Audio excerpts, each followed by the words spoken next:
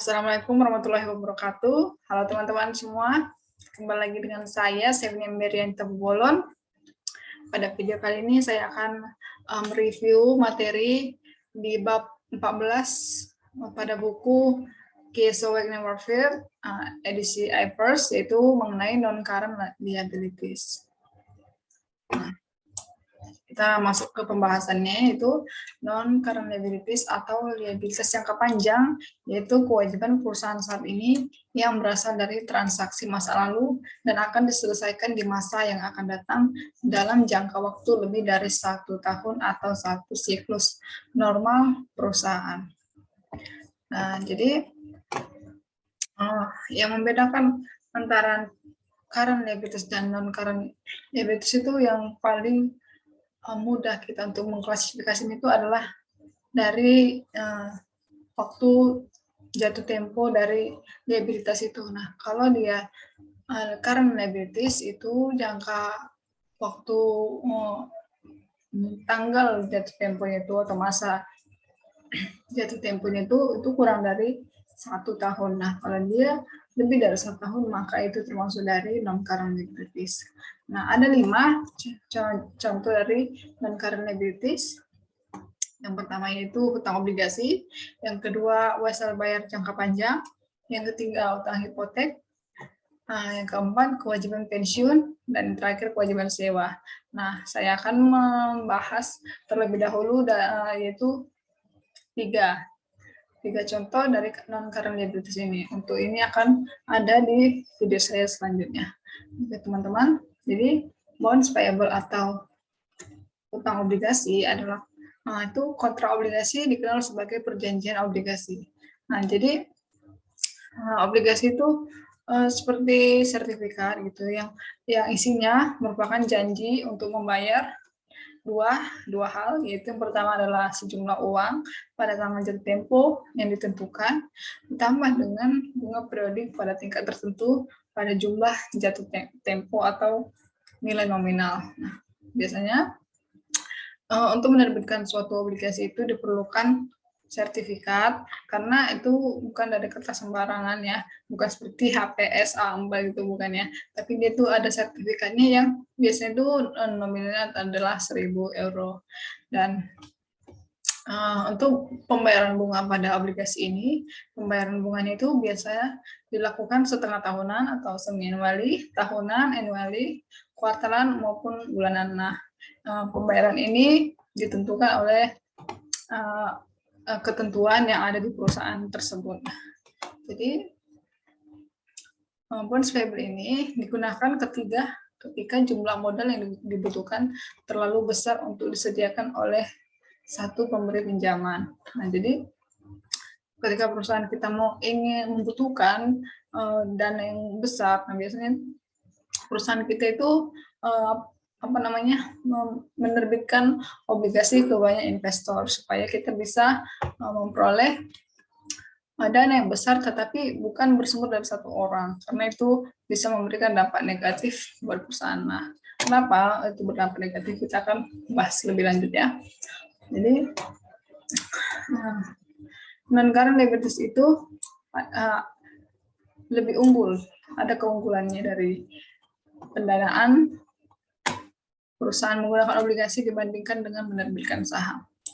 Itu yang pertama adalah tidak adanya kontrol atau hak pengendalian dari pemegang obligasi.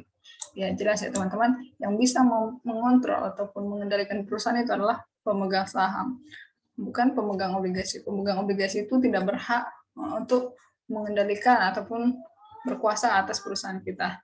Dan yang kedua adalah adanya penghematan pajak. Nah, penghematan pajak karena ada yang namanya itu bunga, pembayaran bunga, sehingga itu akan mengurangi earning sebelum pajaknya. Itu akan menyebabkan earning, kalau dia istilahnya itu yaitu laba setelah bunga, tapi sebelum pajak itu. Nah, karena adanya beban bunga tadi itu akan mengurangi laba sebelum pajak kita, sehingga perhitungannya pun akan lebih kecil. Dan ketiga itu adalah laba ditahannya lebih tinggi. Nah, karena apa?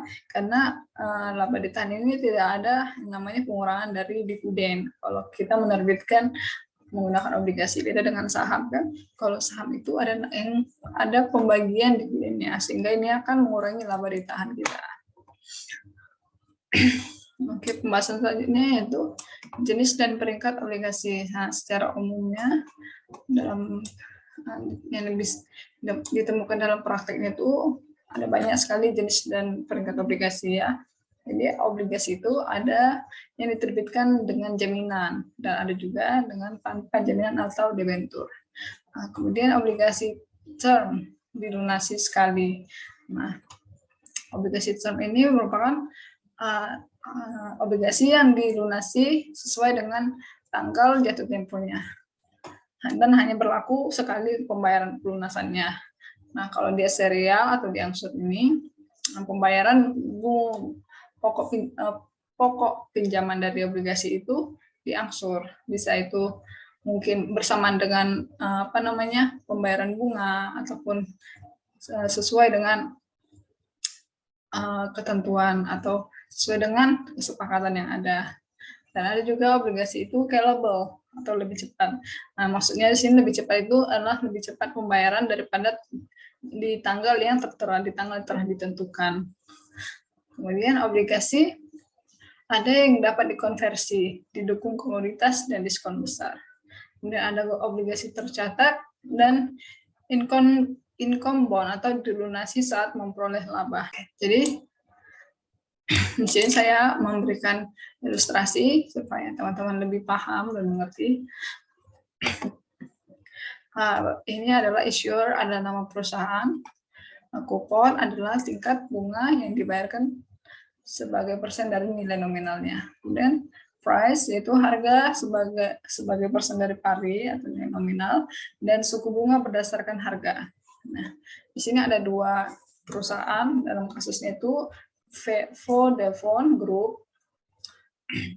Tingkat bunga yang dibayarkan yaitu 5% dan harga jualnya itu 106,6% dari parinya, dan suku bunga berdasarkan harga pasar adalah 4,05. Di sini dapat kita lihat bahwa tingkat bunga yang dibayarkan dari nilai nominal adalah 5%, sedangkan suku bunga berdasarkan harga pasar itu adalah 4,5. Nah, ada beda hampir selisih 1% antara suku bunga berdasarkan harga pasar dan juga tingkat bunga yang dijanjikan oleh yang diterbitkan oleh Vodafone Group ini, sehingga ini merupakan obligasi yang baik ya, karena dia memberikan tingkat persentase yang lebih tinggi. Nah, di sini karena persentase bunganya itu tinggi, maka di situ akan banyak sekali para investor yang mengincarnya, sehingga price dari harga penerbitannya itu, harga yang jual dari obligasi itu juga dibuat oleh Vodafone ini jauh lebih tinggi, karena yang menawar juga itu banyak gitu kan. Dan untuk rating itu AA itu artinya baik ya. Kemudian di perusahaan Telekom Italia, tingkat bunga yang dibayarkan itu 5,2%. Price-nya itu harganya 100% dari pari, dan harga pasarnya itu 5,25%. Nah, di sini Telekom Italia itu menerbitkan obligasi yang diterbitkan berdasarkan harga nominalnya, yaitu 100%, di mana suku bunga yang dibayarkan sama dengan suku bunga berdasarkan harga pasar. Sehingga ini rating dari Vodafone ini lebih tinggi daripada rating Telekom, karena lebih menguntungkan bila investor itu memberikan pinjaman kepada Vodafone. Penilaian Penerbitan dan pemasaran obligasi kepada publik itu biasanya memakan waktu berminggu-minggu atau berbulan-bulan. Nah, untuk perusahaan penerbit harus mengatur penjamin emisi, mendapatkan persetujuan peraturan untuk penerbitan obligasi, menjalani audit, dan menerbitkan prospektus, dan memiliki sertifikat obligasi yang dicetak.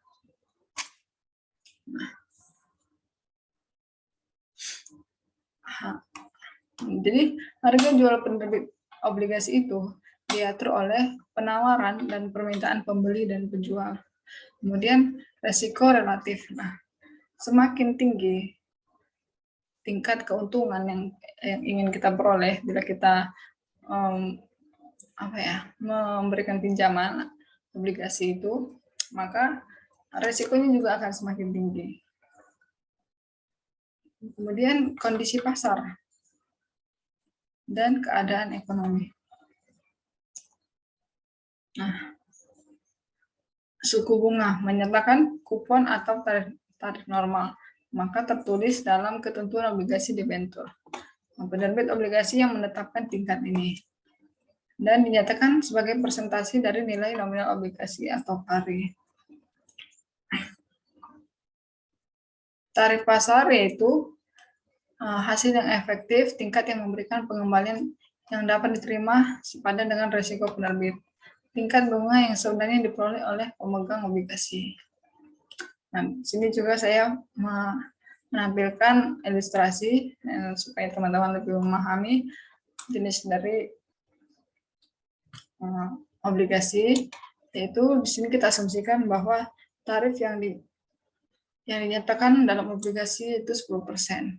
Nah, untuk kasus ini 8% ini adalah minat pasar dari obligasinya, di mana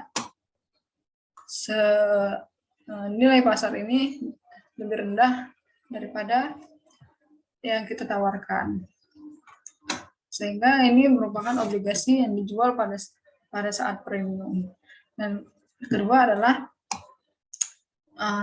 minat pasar sebesar 10%. Nah, di sini minat pasar, tarif minat pasar yaitu harga pasar sama dengan tarif yang dinyatakan sebesar 10%. Sehingga obligasi itu dijual pada saat nilai nominal. Dan terakhir adalah minat pasar itu 12%, jauh lebih tinggi ya. 2% jauh lebih tinggi daripada tarif pasar yang dinyatakan dalam obligasi. Sehingga obligasi itu dijual pada saat periode diskon.